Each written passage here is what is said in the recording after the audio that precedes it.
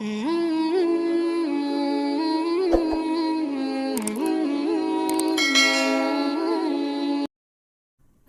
আলাইকুম বন্ধুরা, আশা করি আপনারা সকলেই ভালো আছেন। বন্ধুরা, আজকের এই ভিডিওতে আমরা পিতা হজরত ইব্রাহিম আলাইসাল্লামের হাতে পুত্র শিশু ইসমাইল আলাইসাল্লামের কুরবানির একটি বিস্ময়কর ঘটনা সম্পর্কে বলতে চলেছি, যা শুনে আপনার মন ছুঁয়ে যাবে ইনশাআল্লাহ। তাই ভিডিওটি একবারে শেষ পর্যন্ত দেখবেন। হজরত ইব্রাহিম আলাইসাল্লাম ছিলেন নিঃসন্তান। ৮৬ বছর বয়সেও আল্লাহর কাছে তিনি সন্তানের জন্য প্রার্থনা করেন। ফলে আল্লাহ তাকে এক ধৈর্যশীল সন্তানের সুসংবাদ দেন। তিনি হলেন হজরত ইসমাইল আলাইসাল্লাম। পরে ৯৯ বছর বয়সে তার আর এক সন্তানের জন্ম হয়, নাম ইসাক আলাইসাল্লাম। পরমাশা ও অব্যাহত দেওয়ার পর ৮৬ বছর বয়সে তিনি যে সন্তান লাভ করেন, পরে দেখা যায় সেই সন্তানই একের পর এক পরীক্ষার কারণ হয়ে দাঁড়ায়। আল্লাহর পক্ষ থেকে হুকুম আসে, দ্বিতীয় স্ত্রী হাজেরা ও দুগ্ধপোষ্য শিশু ইসমাইলকে সুদূর হিজাজের জনমানবশূন্য ধুধু মরু এলাকায় রেখে আসো। ফলে ইব্রাহিম আলাইসাল্লাম এ হুকুম তামিলের উদ্দেশ্যে তিনি অল্প খেজুরসহ মা ও ছেলেকে নিয়ে সিরিয়া থেকে রওনা হয়ে ঠিক যেখানে বর্তমান বাইতুল্লাহ শরীফ অবস্থিত, গায়েবী ইশারায় সেখানে এসে যাত্রা বিরতি ঘটান এবং খেজুরগুলো স্ত্রীর হাতে তুলে দিয়ে কিছু না বলেই পুনঃযাত্রা করেন। কিছু দূর গেলে স্ত্রী পেছন থেকে ডাক দিয়ে বলেন, এই জনমানবশূন্য মরু এলাকায় আমাদের কেন রেখে যাচ্ছেন? এটাও কি আল্লাহর হুকুম? তিনি পেছনে না ফিরে চলার গতিতে জবাব দেন, হ্যাঁ।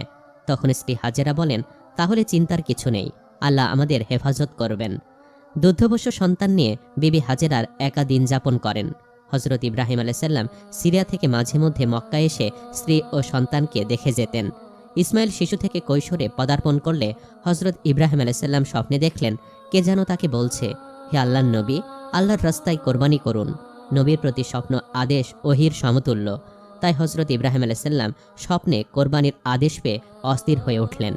অনেক চিন্তা ভাবনা করে তিনি দুম্বা উট কোরবানি করে দিলেন। দ্বিতীয় রাত্রে তিনি আবার একই স্বপ্ন দেখলেন। কেউ একজন তাকে বলছেন, হে নবী, আপনি আল্লাহর রাস্তায় কোরবানি করুন।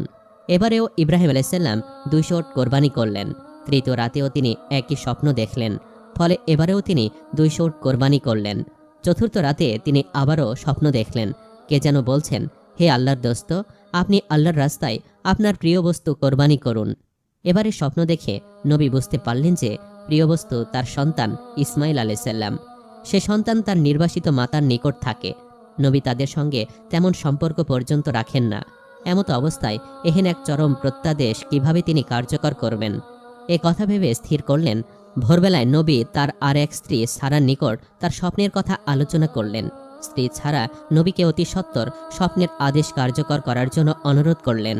তাই ইব্রাহিম আলাইসাল্লাম অত্যন্ত ভারাক্রান্ত মন নিয়ে মক্কার পথে রওনা দিলেন। সঙ্গে তিনি একখানা ছুরি ও কিছু রশি নিলেন। তিনি মক্কায় গিয়ে হাজেরা যেখানে অবস্থান করতেন সেখানে গিয়ে একটি জায়গায় বসলেন। সেখানে কিছু সময় বিশ্রাম নিয়ে হাজেরাকে বললেন, তুমি ইসমাইলকে ভালো পোশাক পরিয়ে আতর গোলাপ লাগিয়ে উত্তম রূপে সাজিয়ে দাও, আমি তাকে একটু বাহিরে ঘুরতে নিয়ে যাব। দীর্ঘদিন পর পিতা পুত্রের মিলন দেখে মা হাজেরা তো খুব খুশি। পরদিন সকালে পিতা ও পুত্র যখন আল্লাহর আদেশ পালনের উদ্দেশ্যে মাঠের দিকে যাচ্ছিলেন, তখন শয়তান শুভাকাঙ্ক্ষীর বেশ ধরে বিবি হাজেরার কাছে এসে জিজ্ঞাসা করে, ইসমাইল কোথায়? তিনি বলেন, ওর পিতার সঙ্গে ঘুরতে গিয়েছে। শয়তান বলে, আসল কথা তুমি জানো না, ওকে জবেহ করার জন্য নিয়ে যাওয়া হয়েছে। তিনি তাজ্জব হয়ে বলেন, পিতা কি আপন পুত্রকে জবেহ করতে পারে? শয়তান বলে, ওর পিতা নাকি এর জন্যে আল্লাহর আদেশ পেয়েছেন। তখন হাজেরা বলেন, তাহলে এ আদেশ তাকে পালন করতেই হবে।